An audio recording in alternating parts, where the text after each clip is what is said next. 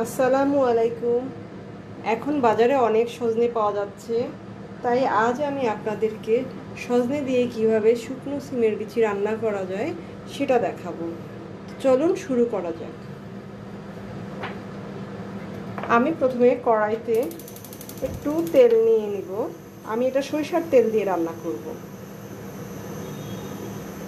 সরিষার তেলের মধ্যে আমি পরিমাণ মতো পেঁয়াজ কুচি নিয়ে নিচ্ছি। পেঁয়াজ কুচিটা একটু ব্রাউন হওয়া পর্যন্ত আমি এভাবে ভেজে নেব।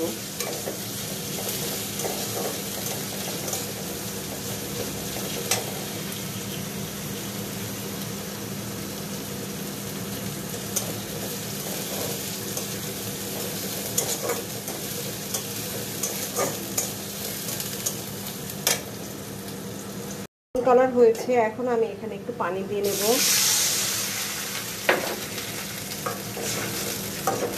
এখন পানি দিয়ে আমি এখানে রসুন বাটা দেব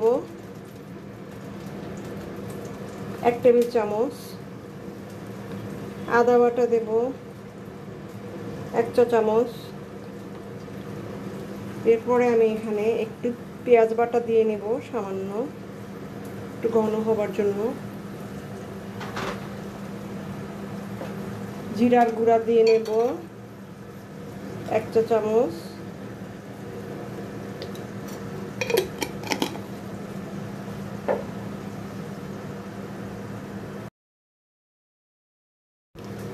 ধনিয়ার গুঁড়া দিয়ে নেব 1 চা চামচ।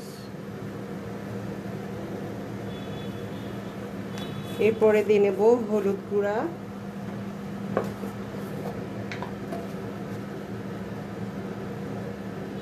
এটা আমি 1 চা চামচে দিয়ে নিচ্ছি। মরিচের গুঁড়া দেব, যা আপনি আপনার স্বাদ মতো দিয়ে নেবেন।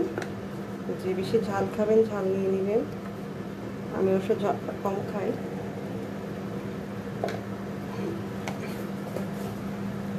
লবণ দিয়ে নিচ্ছি, লবণটাও যে যার পরিমাণ মতো দিয়ে নেবেন আপনারা।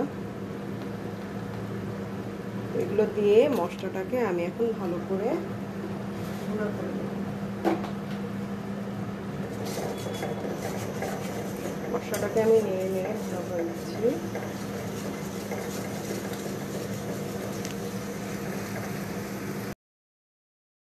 দেখুন মশলা থেকে তেলটা উপরে উঠে আসছে। এই পর্যায়ে আমি সিমের বিচিটাকে এখানে দিয়ে দেব। আমি সিমের বিচিটা আধা ঘন্টার মতো পানিতে এরকম ভিজিয়ে রেখেছিলাম যাতে নরম হয়ে যায়। এবার আমি এটাকে মশলার মধ্যে অ্যাড করে দেব।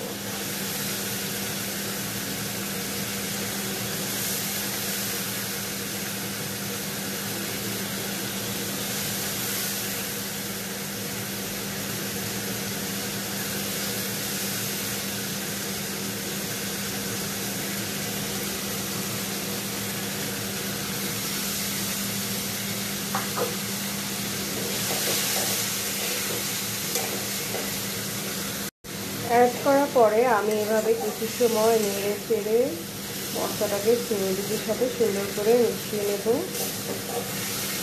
এবং মিশিয়ে নিয়ে এরপরে আমি এটাকে বেশ কিছু পানি দেব সিমের বিচিটা সুন্দরভাবে সিদ্ধ হওয়ার জন্য।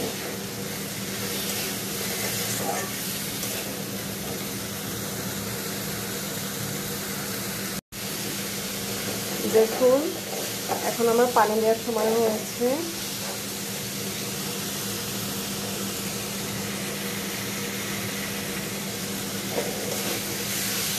সিমের বিচিটা এটা একদম পানির পুরো টেনে গেছে।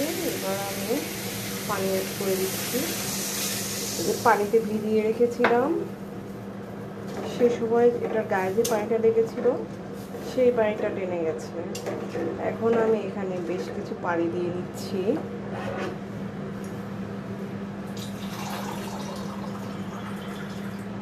পানিটা দিয়ে দেওয়ার পরে আমি চুলার আগুনটা বাড়িয়ে এটাকে কিছু সময়ের জন্য ঢেকে দিয়ে আমরা অপেক্ষা করব।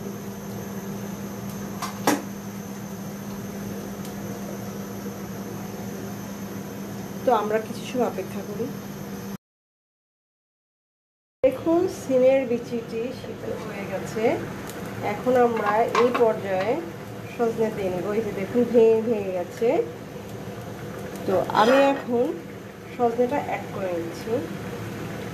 এটা হতে একদম অল্প সময় লাগবে। এখন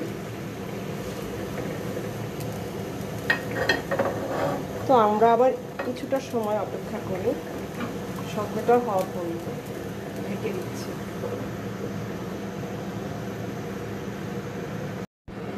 তাহলে চলুন দেখি আমাদের সজনেটা সিদ্ধ হয়ে গেছে কিনা। হ্যাঁ, আপনি সজনে কালার দেখলেই বুঝতে পারবেন সজনেটা সিদ্ধ হয়েছে। কাঁচা সজনে আর যেটা সিদ্ধ হয়ে যায় সেটা কালারটা আর এক থাকে না। তো আমাদের সজনে সিদ্ধ হয়েছে, আমাদের রান্নাটি হয়ে গেছে। এইভাবে ঝোলটা থাকবে। আমি এখন এখানে একটু ফ্লেভারের জন্য কাঁচামরিচ দিয়ে নিচ্ছি। আপনারা চাইলে ধনেপাতা কুচি দিতে পারেন। আমার আবার সিমের বিচির গন্ধটা বেশ ভালোই লাগে, তাই আমি ধনেপাতা কুচিটা দিলাম না। এটার অরিজিনাল গন্ধটি পাওয়ার জন্য। হয়ে গেছে। তো দেখুন তৈরি হয়ে গেল আবার সজনে দিয়ে শুকনো সিমের বিচি। এই যে একটু এইভাবে একটু ঝোল ঝোল থাকবে হালকা। ধন্যবাদ আপনাদের সবাইকে, ভালো থাকবেন।